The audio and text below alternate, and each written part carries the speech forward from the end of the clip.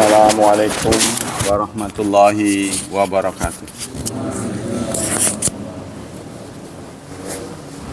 Innal hamdalillah nahmaduhu wa nasta'inuhu wa nastaghfiruh wa na'udzu billahi min syururi anfusina wa min sayyiati a'malina.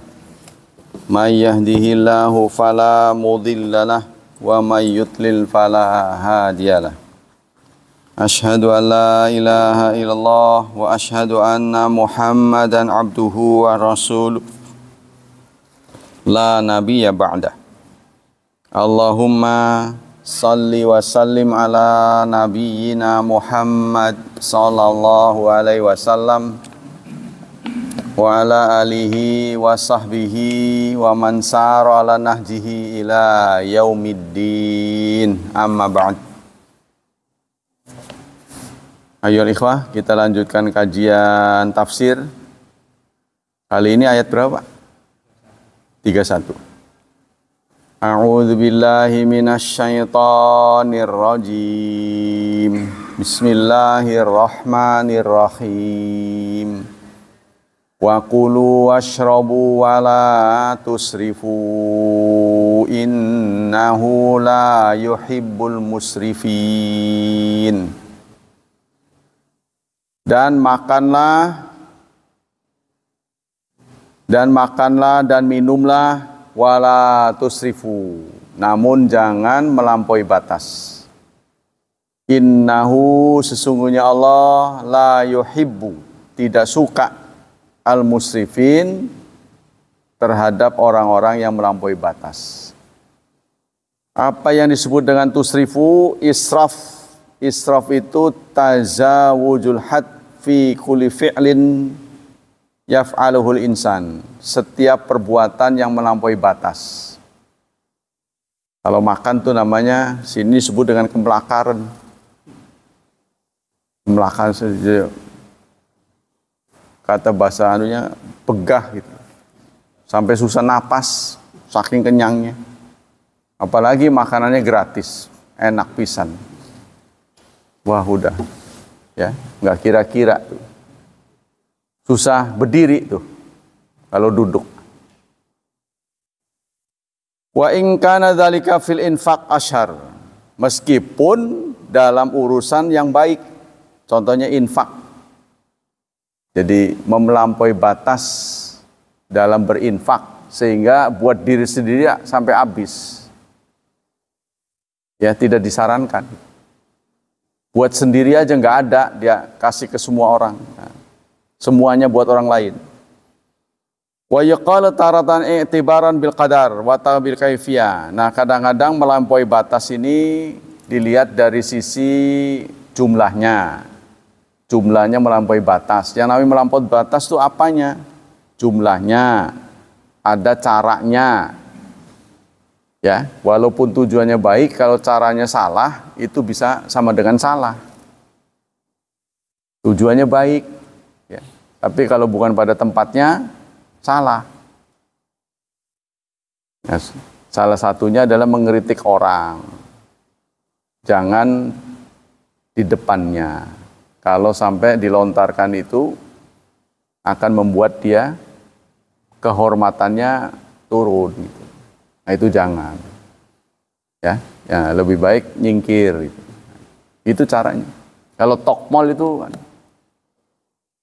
ya apa istilahnya, tokmol kata orang sini, di depan hidungnya, ya. Jadi menyalahkan orang salah itu tempat yang pas tuh mana? Pengajian. Pengajian kan alon-alon asal kelakon, gremet-gremet asal selamat. Pelan-pelan dikritik kan. Pengajian ini sebenarnya ngeritik ini. Kalau saudara mau tahu, makanya satu demi satu nyingkir orang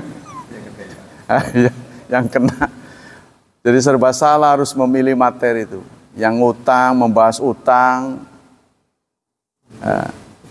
ke depannya dia nggak datang lagi. Nyindir nih ya, gitu. Kan? Yang ada di pemerintahan dikritik, andum lagi. Kritik nih ya, padahal ini menjelaskan kepemimpinan. Memang Islam ini lengkap sih, Apa saja dibahas nanti. Ujung-ujungnya semua dibahas. Nah, kita kembali ke sini. Mudah-mudahan saudara jangan begitu ya. Saya tidak berniat buruk. Nah, ini saya juga sama dikritik. Karena ini adalah penegak kita. Ini kan sama. Enggak semua yang ada di sini saya sudah jalankan. Aduh begitu ya. Oh iya. Nanti ada di Adabul Mufrad itu. Diceritakan seseorang curhat pada Rasulullah. Ya Rasulullah, tetangga saya suka menyakiti saya. Orang ini curhat pada Rasulullah. Bagaimana solusi dari Rasulullah? Udah keluarin aja barang-barangmu. Solusi di zaman Rasul begitu. Keluarin aja barang-barangmu. Jadi kenceng segala itu, panci, ditaruh di jalan. Nanti pengguna jalan kan heran. Apa-apaan ini? Ini saya punya tetangga suka nyakitin saya. Waduh, terlalu amat tetangga itu suka menyakiti. Nah, itu kata yang pengguna jalan tuh.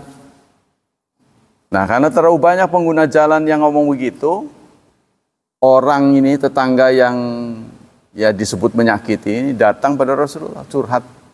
Kalau tadi kan yang korbannya. Kalau ini ya Rasulullah, ampun saya itu, waduh diomongin orang terus. Ketahuilah, caci maki orang itu bisa mengakibatkan nasibmu tidak baik. Kata Rasulullah, caci maki orang itu menyebabkan kamu sial, singkatnya gitu. Tapi kan Rasulullah jarang ngomong sial ya. Biasanya pakai bahasa kiasan, tidak beruntung, tidak baik. Caci maki orang bisa menyebabkan kamu sial gitu. Begitu di zaman Rasul. Nah, kalau kita sekarang praktekkan kan, wah ya, pengguna jalan apa-apa nih, ember segala jerigen ada di jalan. Pasti curhatnya ke Pak RT. Ya kan? Pak RT dia suka nyakitin saya. Oh iya. Nah, Pak RT-nya kadang-kadang ini malah dianggapnya negor dia. Memang Pak RT pro dia ya, begitu katanya. Wong negor, tugasnya negor. Tugasnya negor malah dikiranya pro. Nah, ini jadi serba salah. Pemimpinnya memang harus sabar. Atas kesabarannya itulah oleh Allah ditempatkan sebagai orang pertama yang berhak mendapatkan apa? Naungan. Sab'atun yudhilluhumullah yauma la dhilla illa dhilluh. Akan ada 7 pihak yang Allah akan naungi pada saat tidak ada naungan. Karena di alam mahsyar itu kan flat, nggak ada gundukan, nggak ada turunan, nggak ada pohon-pohon, nanti rata semua setelah habis ya kiamat total. Maka akan ada 7 pihak yang dinaungi Allah. Pertama siapa? Al-Imamul Adil, pemimpin yang adil. Jadi bukan kita, pemimpin yang adil. Ya, jadi mereka itu punya hak lebih tinggi daripada kita. Tapi hak untuk tergelincir juga besar. Sama dengan pisau lah.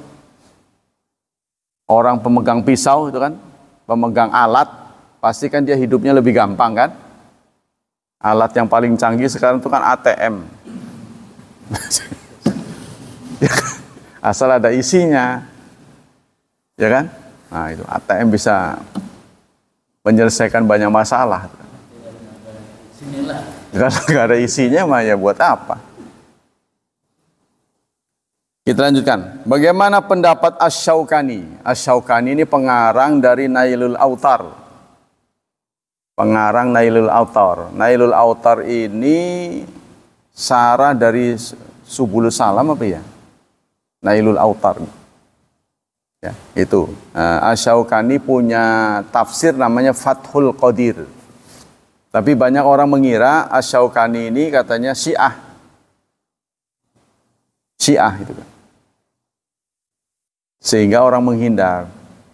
Kata beliau dalam sebuah memoarnya, catatan pribadi, orang-orang menuduh saya Syiah, padahal saya nggak bisa memilih orang, saya nggak bisa memilih teman. Mau Syiah, mau apa, dia kalau baik sama saya, ya saya baik sama dia. Kan begitu. Nah ini kadang-kadang ini terbit dari orang yang benci. Nah ini semuanya saudara adalah cara-cara yang tidak terhormat untuk mengebiri kehormatan orang. Saya mau udah pengalaman begitu-begitu mah. Sudah pengalaman. Gak boleh bermakmum di belakang orang yang tidak satu mazhab. Itu sudah begitu dulu. Beruntung aja saya sudah beristri duluan. Kalau belum mah suruh milih.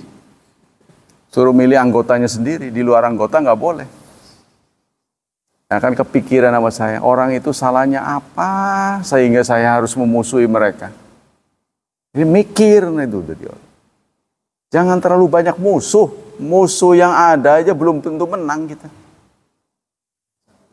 Iya kan? Jadi jangan pandai-pandai cari musuh. Bersahabat, lebih baik kita bersahabat.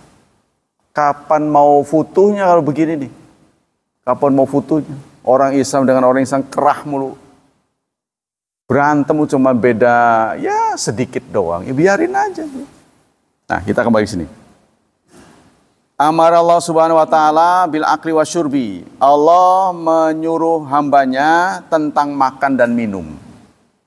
Wa nahahum anil israf, dan Allah melarang israf, melarang melampaui batas. Jadi soal makanan dan minuman ini ada 3 kaidahnya, rumusnya 3. Ya, pertama halal, yang kedua thayyib, yang ketiga tidak israf. Jadi apa halal? Penentu halal standarnya apa? Wahyu. Yang menentukan halal haram itu wahyu. Kalau thayyib, ilmu. Thayyib itu ilmu. Jadi sehat apa enggak? Seperti masakan halal memang, tapi udah basi, kan tidak thayyib itu. Basi, ya, untuk orang yang terganggu kesehatannya karena lemak, ya, contohnya ada makanan berlemak, halal, tapi bagi dia tidak thayyib. Nah, tidak thayyibnya ini nggak bisa disamakan semua orang. Bagi orang lain boleh jadi enggak. Jadi kita harus mengenali diri kita, gitu singkatnya. Jagalah kesehatanmu, ittaqu, ya. Apa itu? Qu anfusakum, jagalah dirimu. Kita disuruh menjaga, penjaga diri kita ya kita. Yang paling tahu tentang kita. Nah, prinsip yang ketiga ini, wala yusrifu. Jangan melampaui batas. Meskipun halal, meskipun thayyib, kalau melampaui batas juga sakit. Ya, jadi kalau bakalnya banyak, simpen aja. Simpen, kita punya alat pengawet, ya, pendingin, taruh di situ. Ya kan? Nah, jangan sampai diangetin nasi itu. Sampai kapan bisa diangetin? Bagusnya sih begitu masak makan habis itu bagusnya. Tapi kan kadang-kadang kita tidak selera makan. Ya. Dimasak banyak, dimakan sedikit, nyisa. Sampai kapan ditoleransi? Itu ada batasnya. Contohnya minyak tuh 2 kali apa gitu. 3 kali ya Pak? Ada tambah 1, 3 kali. Minyak tuh udah bekas kan masih ada tuh buat goreng. Nah, ini baru sekali, goreng lagi 2 kali, 3 kali. Jangan. Nah, minyak di jalanan itu udah nggak tahu berapa kali. Iya. Itu yang menyebabkan kita sakit. Ya, jadi di dalam tuh mengental. Saudara nggak usah sulit-sulit. Kalau saudara suka cuci piring, nggak? Yang cuci piring istrinya dia nggak tahu. Suka bandel itu, lemak itu. Terpikir nggak kalau itu di dalam tubuh kita? Oh, pantesan ini jadi sesek ini. Jadi dia ada di pembuluhnya itu di pinggir-pinggirnya, ibarat selang lah, pembuluh darah kita selang. Itu nempel di pinggir-pinggir. Wong kita di piring aja kalau kena lemak, bandel tuh, susah. Nah, kalau nempel di tubuh kita bagaimana? Ya. Harus diperhatikan tubuh kita bukan sampah gitu, bukan tempat sampah. Rasulullah mengatakan kebanyakan penyakit itu timbul dari pencernaan. Berarti dari asupan. Jadi harus berhati-hati. Harus Ya walaupun bukan dokter, sedikit-sedikit ngerti lah. Ini sama ini nggak boleh, itu kan. Ada yang begitu tuh. Ada yang sayur nggak boleh diangetin katanya itu. Ada yang nggak boleh diangetin. Diangetan itu akan menimbulkan memicu reaksi kimia yang lain. Jadi racun malah. Nah itu jangan ya. Jadi seputar itu kita harus ngerti lah. Karena kita berhubungan sehari-hari dengan makan dan minum. Dan kebanyakan penyakit itu timbul dari salah makan dan salah minum gitu. Sikatnya gitu. Ya kalau dulu kita tahan makan 1 tahu goreng itu 10 cengek yang tahan dulu mah. Sekarang udah nggak tahan, ya udah jangan gitu. Nanti mampir ke rumah sakit. Karena faktornya dia udah sepuh ininya nih. Onderdil.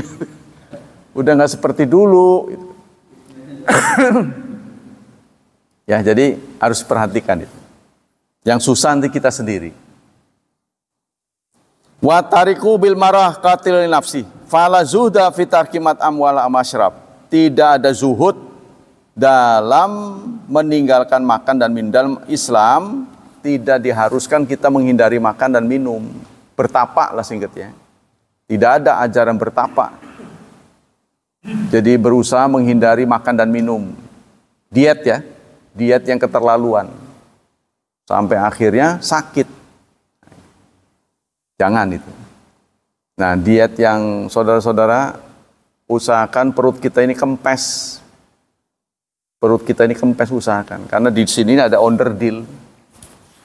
Di bahasa kasar ya, onderdil. Nah, organ tubuh yang bergerak. Dia membutuhkan ruang. Ya namanya gerak itu kan kalau sempit kan gesekan ini jadi sakit. Jadi butuh ruang sehingga kalau lemaknya penuh otomatis sesek. Ini membuat naik ke atas. Nah itu antara lain mengurangi karbohidrat. Mengurangi karbohidrat yang belum terbiasa lemas. Tuh. Jadi bagusnya itu makan sedikit-sedikit, makan sedikit. Makan sedikit, cuma kita kan ada nggak sabar kan, ngos-ngosan, pengen puas. Ini perut ini bukan wadah air, bukan. Jadi harus seimbang 3, makan dan minum itu harus seimbang. Yang cair dengan yang padat serta gas, sisakan buat ruang sepertiga. Kita kira-kira aja perut kita ini cukupnya berapa. Nah, ukur sendirilah. Yang paling pinter tahu tentang kita ya kita. Jangan serahkan pada orang lain. Wal muqallil. Kama sahafil ahadits sahihah wal muqallil minhu ala wajhin yad'ufu bi badan. Jadi Islam tidak mengajarkan menyedikitkan makanan sehingga dengan sedikitnya itu dia keterlaluan sampai nggak bisa bergerak. Lemes. Nggak boleh itu. Islam tidak menganjurkan itu.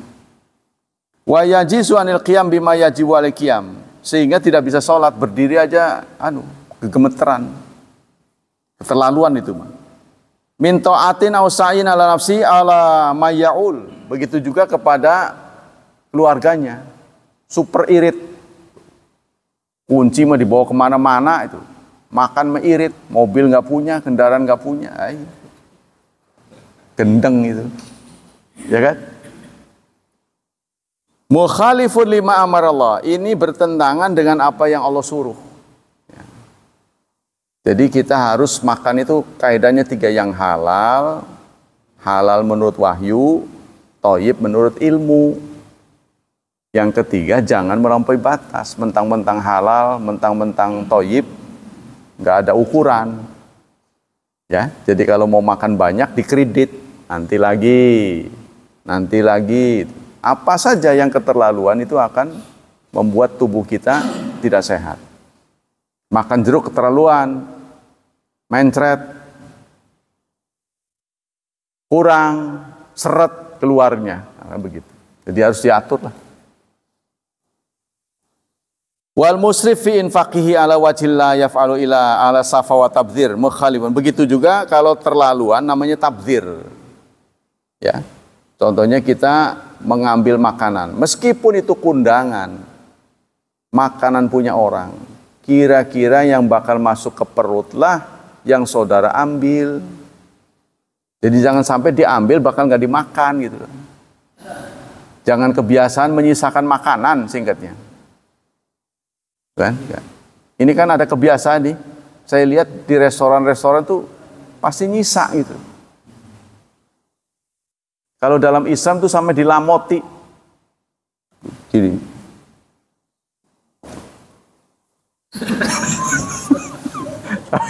Keterlaluan. Begitu nggak? Manhaj salaf begitu loh. Iya harus begitu. Di tangannya. Kata Syekh Utsaimin, siapa tahu berkah itu justru yang ada di sini. Jadi singkatnya, menurut ajaran Islam, orang Islam tuh makannya bersih. Bukan pelit, bukan. Kalau nggak dimakan, jangan disisain. Tuh, gitu ya. Tapi kata orang tuh, terlalu amat. Gitu. Ya bukan. Iya. Memang paling nyaman makan itu lapar gitu sih. Apa saja doyan. Itu. Nah, kita lanjut. Jadi, usahakanlah ketika Ibu Nuriyah ya di wawancara, Ibu Nuriyah Wahid ya, istri dari Kiai Gus Dur ya singkatnya. Beliau sudah wafat, Allahumma yarhamnya. Apa yang ibu suka, ini ceritanya apa yang ibu suka gitu ya, bukan saya nggak cerita Gus Durnya. Apa yang ibu suka dari Gus Dur?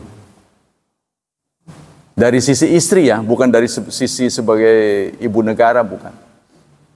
Saya setelah menikah dengan beliau, setiap sajian apapun yang saya berikan pada beliau nggak pernah komplain, dimakan dengan lahap. Nah itu poin buat kita. Tolong jangan komplain. Di awal-awal nikah itu kadang-kadang belum bisa istri itu. Tidak, anu aja, nyayur bening, bener-bener bening. Sayur asem udah asem. Waduh, asem ini. Ya namanya bukan sayur asem kalau nggak asem. Jadi maksudnya asemnya dibanyakin. Wah, asem amat ini. Katanya sayur asem. Di awal-awal nikah tuh. Jadi masih polos, beningnya bening, asemnya asem. Jujur gitu. Rupanya saudara, menikmati sajian orang di depan orang yang menyajikan, dia bangga. Enak ya? Wah enak. Padahal nelennya aja nggak tega. Wah enak gitu. Jadi nggak ada yang nggak enak. Nah itu menggembirakan orang itu ibadah, saudara. Apalagi pada istri. Enak ya? Enak. Nah itu ya. Jadi kata sini innahu la wa hakadza man harrama halalan. Allah tidak suka orang yang mengharamkan yang halal. Begitu juga sebaliknya. Au halal haram fa inna yadkhulu fil musrifin. Karena orang yang menghalalkan yang haram atau sebaliknya itu juga termasuk musrif, melampaui batas. Ya namanya batas kan di sini. Batas dilampaui. Nah itu. Singkatnya, nggak boleh. Innahu la yuhibbul musrifin. Karena Allah tidak menyukai orang-orang yang musrif, yang melampaui batas. Menurut Muhammad Rashid Ridha, hadzal amru al-muqayyad bima utifa minan nahi irsyadun alin aidan fihi salahul lil bashar fi dinihim wa ma'ashihim wa ma'adihim. La yastaghnu an fi waqtin min awqat wala asri min asar wa kullu ma balagu min si'atil ilmi fit tib wa ghairi lam yughnihim anhu. Kata Muhammad Rashid Ridho, pernyataan Allah tidak menyukai orang yang melampaui batas, ini kaidah yang sangat berguna buat kita. Sebab ternyata sikap tidak melampaui batas dalam hal apapun, ya, itu merupakan perbuatan baik. Jadi meskipun enak kalau dari sisi makanan, kalau melampaui batas menjadi jelek. Ya, bercanda melampaui batas jadi musuh. Jadi harus yang menengah. Apa saja. Ibadah melampaui batas nanti nyesel.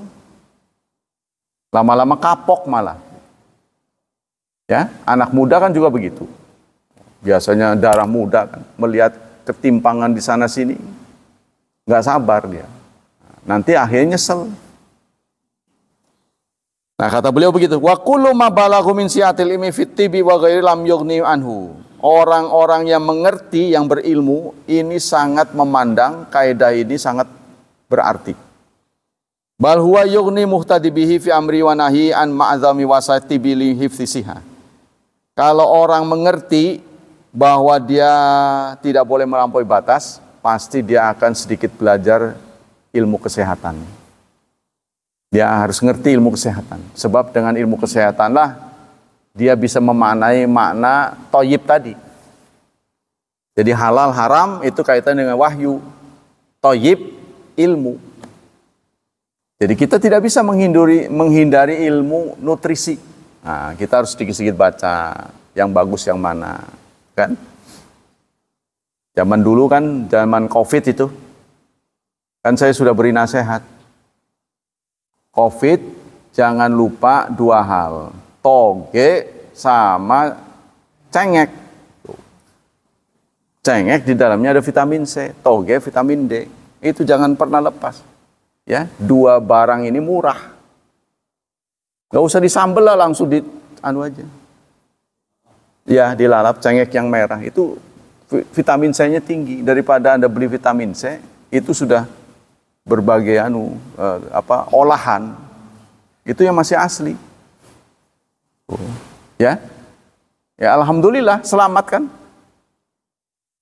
Kalau Anda patuh, ya itu selamat. Itu vitamin D, berjemur, sering-sering ke masjid, dilambat-lambatin gitu. Ya, istilahnya jangan terlalu terburu-buru. Jadi biar tubuh kita ini kena cahaya matahari. Begitu. Katanya buah saja bisa mengkilap. Itu karena terkena pantulan bulan katanya. Saya nggak tahu tuh di mana anunya. Bisa bercahaya. Prosesnya itu ada pantulan sinar. Kalau nggak ada pantulan sinar dia kusem. Kusem gitu. Wala tusrifu dan sebagainya. Qala sa'di jama'allah hadil ayat. Amma daruratud dini faqulu martakama mana Allah anhu wa rasuluhu faqadin jarahadinahu. Sehingga bisa disimpulkan karena ajaran Islam ini selalu mengajak kebaikan. Sampai dalam masalah makan dan minum pun diminta kita hati-hati. Ada kaidahnya. Ya, ada ukuran dan aturan. Saya pernah sampaikan bahwa Islam itu isinya 3, ukuran, aturan, sama pengalaman.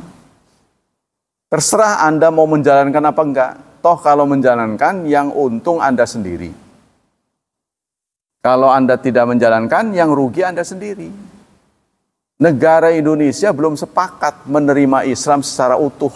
Masih pilih-pilih. Ya sudah, makanya dapat nikmatnya juga pilih-pilih. Gak bisa pol. Yang mau menjalankan ke 30% minta 100%. Nah, itulah tafsir dari surat tadi yang kita baca ya. Surat Al-A'raf ayat 31. Menurut hadis-hadis dan diriwayatkan Amr bin Syu'aib dari bapaknya, dari kakeknya, dari Nabi, kulu wa tasaddaqu. Makan dan sedekahlah. Makan dan berbagilah. Wa albisu dan berpakaianlah fi ghairi israf wala makhila. Jangan melampaui batas, jangan ngiming-ngimingi gitu. Jangan pamer. Ya, dalam berpakaian pun sederhana. Jadi jangan terlalu gembel. Jangan menggembelkan diri, jangan pula seakan-akan ngiming-ngimingi. Ya, dia punya pakai baju bagus sehingga ini menimbulkan kecemburuan. Nah, itu pedoman dari Rasulullah. Hadis diriwayatkan oleh Amr bin Syu'aib. Sahabat menerima Islam itu kan melihat kehadiran Rasul. Kalau sahabat, kalau kita sekarang menerima Islam ini kan informasi saja tentang aturan, ukuran kebenaran bagaimana, aturannya gimana, dan pengalaman. Itu isinya. Kalau orang sekarang seperti ihdinas siratal mustaqim, beri petunjuk jalan yang lurus. Kan kita bertanya, jalan yang lurus bagaimana ya Allah? Siratal ladzina an'amta alaihim, jalan yang pernah dialami oleh orang yang ya diberi nikmat, bukan dimurkai, bukan yang sesat jalan. Jadi siapa yang sudah berpengalaman? Amin. Nah begitu Pak, ukuran aturan. Selebihnya Islam itu apa? Ya ukuran aturan. Anda mau benar, ini aturannya. Yang namanya sholat yang benar bagaimana? Ini ukurannya. Nah, dan pengalaman orang yang gagal, pengalaman orang yang sukses sampai kepada kita. Terserah Anda mau milih yang mana, mau ikuti yang mana. Kan itu yang sampai pada kita. Ya, itulah. Tapi kalau dalil, ukuran, aturan, dan pengalaman ya memang nggak ada. Makanya kata ngomong itu, orang yang ngomong itu pas Syarif Hidayatullah itu palsu. Ya wajar itu. Karena saya suka ngarang. Kan itu ijtihad setelah menimba pengalaman. Saya kan pengalaman. Islam itu isinya ukuran, aturan, dan pengalaman. Mau gagal, ada berita orang gagal. Fir'aun, Korun, kan gitu kan? Mau sukses, Nabi Muhammad, Nabi-Nabi, itu kan sukses tuh. Silahkan Anda pilih sendiri. Sebab kita kan faman sya'a falyakfur. Kalau yang mau nolak silahkan, mau nerima silahkan. Semua ada konsekuensinya. Tuh. Nah, kita ke hadis ya. Bismillahirrahmanirrahim. Babul lu'ab yusibu thawb. Bab tentang ludah. Nah, ludah aja diatur. Ludah yang ada di pakaian. Ya. Dari Abi Hurairah, qala ra'aitun nabiyya hamilal Hasan bin Ali ala atiqihi wa lu'abu yasilu alaihi. Kata Abu Hurairah, saya pernah melihat Nabi. Nah, ini kan pengalaman nih, tuh, pengalaman. Saya melihat Nabi, kan pengalaman. Beliau menggendong Hasan bin Ali, cucunya, menggendong Hasan.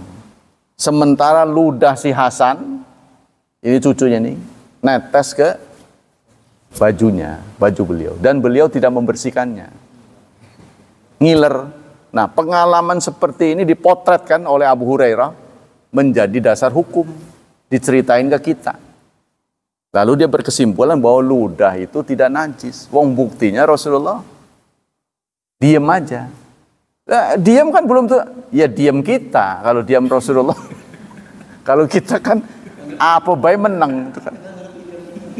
Kalau kita mah iya. Tapi kalau Nabi tidak akan mentoleransi yang tidak boleh. Diam saja. Nggak bisa. Ya kan? Nah ini. Jadi ini ijtihad dari Abu Hurairah. Ada ijtihad Abu Hurairah yang salah. Oh ya ada, ya ada.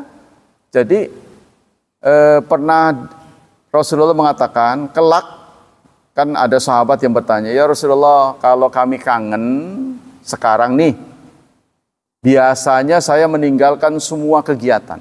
Kalau saya sudah kangen pada Anda. Lalu saya mencari tahu di mana keberadaan Anda setelah saya melihat, apalagi salaman gitu. Maka hilang kangennya itu. Jadi sahabat sampai begitu pada Rasulullah. Kalau saudara-saudara bakal kangen sama saya, boro-boro. Iya kan? Jadi persahabatan kita jauh dengan Rasulullah. Sahabat Rasulullah sampai begitu. Nah, itu terjadi di dunia. Kan tentu saja sudah tergambar oleh sahabat, orang yang ada waktu itu kan sedikit. Sehingga dengan begitu longgar bisa ketemu Rasulullah. Nah, bagaimana kalau di akhirat? Sampai sejauh itu mereka memikirkan. Saya nyarinya bagaimana ya Rasulullah? Yang ngumpul aja orang pertama dengan orang terakhir.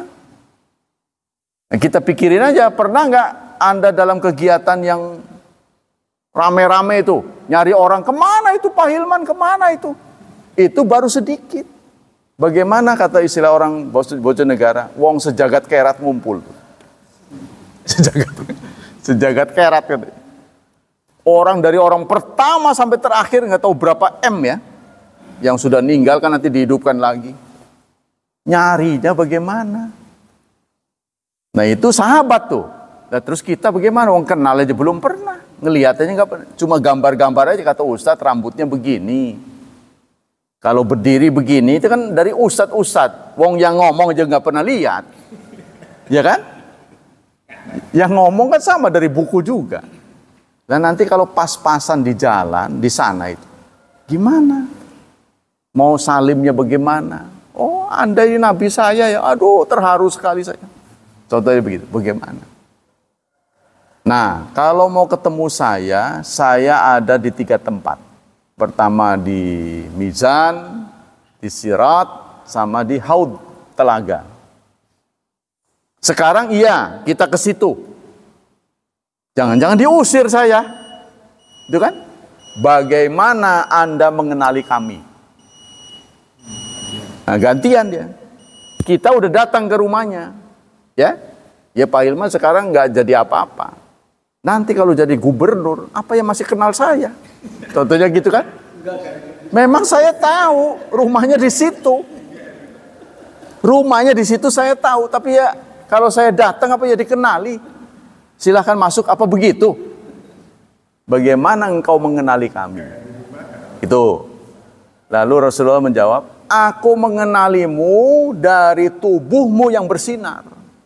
Tubuh yang dibasahi oleh air wudhu itu kelak akan bersinar. Abu Hurairah beristihad, makanya kalau basuh wudhu itu yang lebar, jadi dilebihin sampai kelek.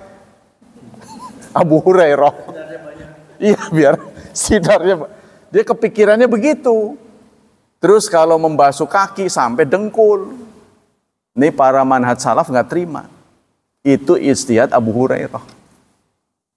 Tuh. Rasulullah nggak ngomong begitu. Ya, karena Quran menyuruhnya sampai siku saja, nggak sampai sini. Berarti itu istihad Abu Hurairah. Nah itu, jadi istihad ini dipandang oleh Syekh Utsaimin ya, bukan saya. Dianggap tidak betul karena melanggar ayat. Ayat nyuruhnya marafiq. Tapi contohnya apa ya dilarang? Kalau dilarang pasti Rasulullah ya aja mengkono si keliwatan kun mah boros banyune pasti begitu kan. Tapi nggak ada ceritanya Rasulullah melarang gitu. Nah itulah. Maka berita ini, pengalaman ini terserah Anda bagaimana menilai. Nah ini pengalaman namanya. Baik, kita kembali sini. Selanjutnya babu karohiyatu, bab dimakruhkan salam, mengucapkan salam ala man yabul, terhadap orang yang sedang kencing. Ya orang lagi kencing, Assalamualaikum, itu kan ngerejek kaget, itu bahaya. Oh ada orang Baduy kan, orang Baduy itu biasanya diceritakan untuk orang yang dusun, katrok, jarang bergaul, datang kepada Rasulullah. Rasulullah ada di sini. Dia langsung ke pinggir, kencing. Orang-orang, gila juga dia orang. Gitu, para sahabat. Jadi pada bangun pengen menangkap dia gitu. Jangan. Nah itu ternyata dalam ilmu kesehatan, ngagetin orang kencing itu bahaya. Kata ilmu kesehatan. Jadi Rasulullah kok ya tahu? Ya Rasul, ya tahu lah. Rasul dilawan gitu kan. Kita kadang-kadang tidak adil saudara. Tukang azan, Allahu Akbar, gak datang. Tapi tunduk sama tukang paket datang keluar. Astagfirullah. Apapun lagi pakai sarung, kagol, tetap aja disamperin. Paket takut dia berlalu kan barang dibawa lagi. Iya, langsung ke depan. Nah ini ya, jadi makruh kita memberi salam kepada orang yang kencing. Jadi jangan mentang-mentang ketemu salam gitu. Ya harus ada tempatnya. Di WC sini kan sini toilet kelihatan. Assalamualaikum. Jangan ya. Sekarang bab mandi. Dari Ubay bin Ka'ab, ini penting. Sa'altu Rasulullah anir rajul yusibu minal mar'ah thumma yuksil. Aku bertanya pada Rasulullah, tentu yang tanya ini orang tua ini, ya, tentang laki-laki yang menyetubuhi istrinya kemudian malas. Bahasanya malas. Ini bahasa sopan nih. Malas apanya? Barangnya. Tadinya menggebu-gebu, ya, begitu sudah tersentuh malas. Bukan kitanya yang malas, barangnya malas. Maksudnya loyo. Ayo orang gelem. Kepremen sih, wis tak ajak-ajak orang gelem. Jadi dia loyo. Ini maksudnya, ya, hadis ini diterjemahkan oleh para ahli, maksudnya nggak sempat masuk.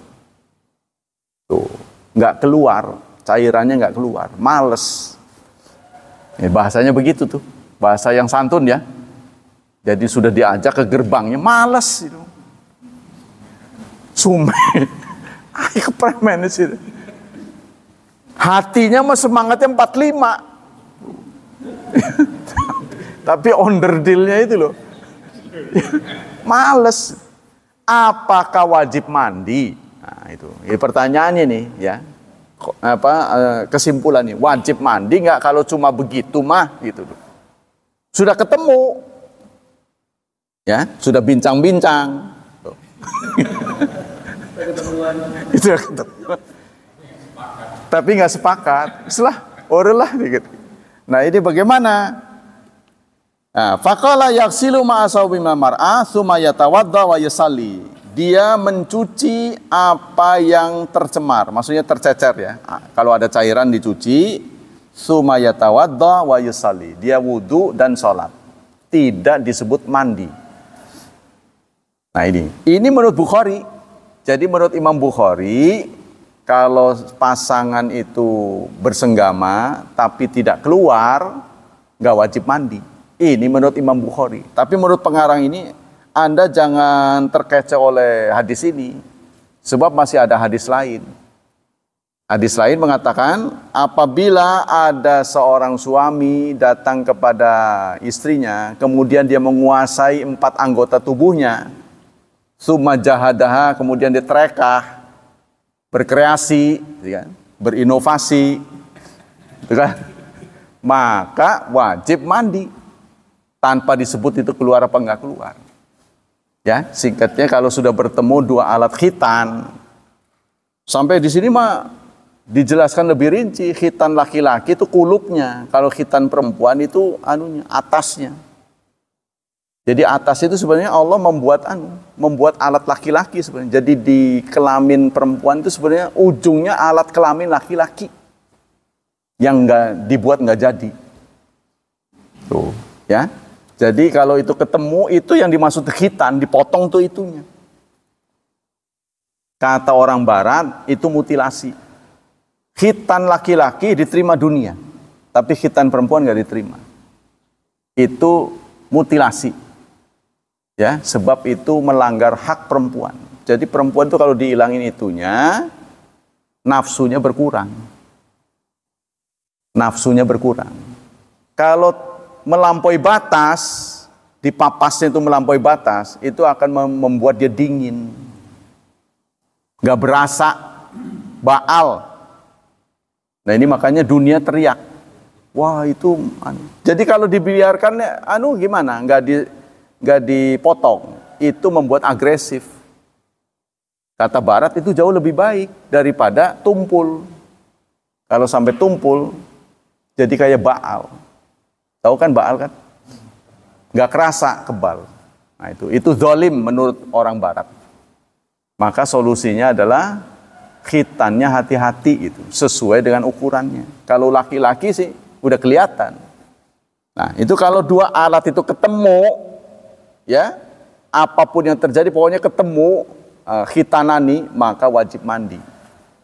Dalam sebuah hadis begitu. Maka hadis-hadis ini harus dikumpulkan. Mau males tak mau enggak, tak pokoknya kalau udah ketemu wajib mandi. Itu yang lebih aman gitu singkatnya. Ya, karena hadis-hadis ini kalau dikumpulkan, Bukhari tetap mengatakan kalau nggak produksi, ya, tidak keluar, tidak wajib, hanya dibersihin aja. An Zaid bin Khalid anau sala Utsman qultu araita idza jama'a lam yumni. Sahabat bertanya Utsman bin Affan, ya, bagaimana pendapatmu jika ada seorang laki-laki menjima tapi dia tidak keluar mani?